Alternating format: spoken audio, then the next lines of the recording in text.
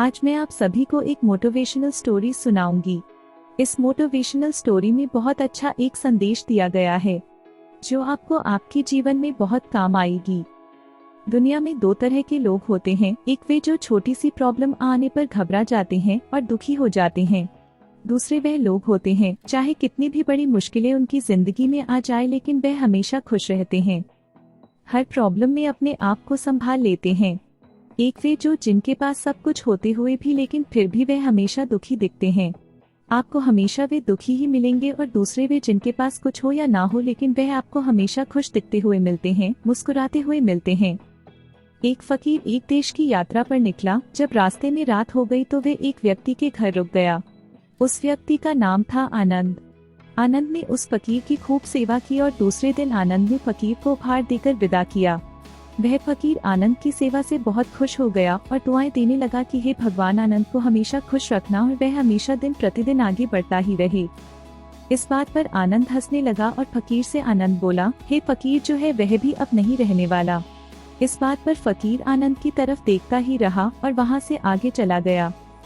कुछ साल बाद फिर फकीर आनंद के घर आया और देखा सारा धन और सारी संपत्ति सब कुछ चला गया है। आनंद एक गांव के ही बड़े जमींदार के यहाँ नौकरी कर रहा है।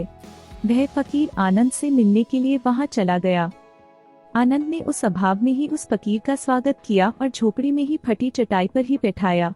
उसके पास खाने के लिए जो रूखी सूख रोटी थी वह खाने के लिए फकीर को दे दिया। जब फकीर वहां से जाने लगा तो उसके आंख में आंसू था और फकीर कहने लगा, हे भगवान, तुमने ये क्या किया? तो आनंद फिर हंसा और कहने लगा, अरे फकीर, तू क्यों दुखी हो रहा है? ईश्वर हमें जिस हाल में भी रखे हमें हमेशा खुश रहना चाहिए, उसे धन्यवाद देना चाहिए।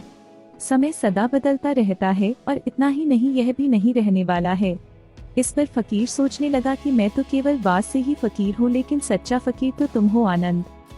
कुछ साल बाद फकीर फिर से यात्रा पर निकला और आनंद से मिला और देखा तो देखता ही रह गया क्योंकि सब कुछ बदल चुका था। आनंद अब जमींदारों का जमींदार बन चुका था।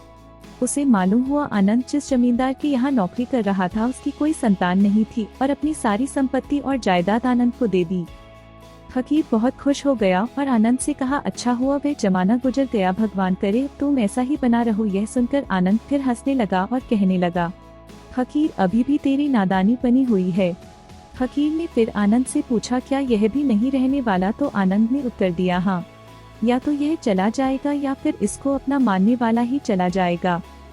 यहाँ पर कुछ भी रहने वाला है ही नहीं। अगर कोई चीज शाश्वत है तो वह है हमारी आत्मा, वह है हमारी मन की शांति, वह है हमारे मन का सुकून, और बाकी जो कुछ भी है वह हमेशा रह नहीं सकता।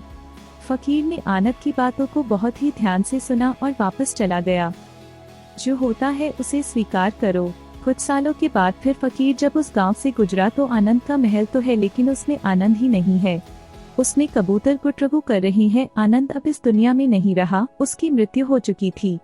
वह फकीर मन ही मन सोचने लगा कि यह एक इंसान जिंदगी भर कितना दौड़ता रहता है और रोता रहता है, दुखी होता रहता है।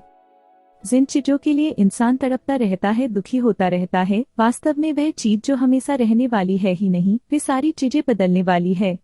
यह कहानी यह शिक्षा देती है कि हमारी जिंदगी में जब भी कोई मुश्किल, तकलीफ या दुख आए तो हमें यह सोचना चाहिए कि जिंदगी में इससे पहले मुश्किलें या उलझनें आई तो क्या वे हमेशा रुकी रही? जैसे सारी मुश्किलें आकर चली गई वैसे ही यह भी मुश्किल चली जाएगी, यह भी हमेशा रहने वाली नहीं है।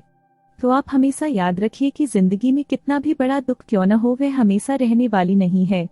ये दुख भी चले जाएंगे। एक बार अकबर ने बीरबल से कहा कि बीरबल, आज कुछ ऐसा लिखो कि जब मैं खुशी में पढ़ूं तो दुख और जब दुख में पढ़ूं तो खुशी हो। तो बीरबल ने लिखा, यह वक्त भी बीत जाएगा। ये एक ऐसा वाक्य है, जब इसे खुशी में पढ़ेंगे तो दुख होगा और दुख में पढ़ेंगे तो खुशी होगा। मुझे उम्मीद है कि आप सभी को आज का यह कहानी बहुत पसंद आया होगा। यदि पसंद आया हो तो कृपया आप इस कहानी को सबके साथ में शेयर जरूर करें। बहुत बहुत धन्यवाद।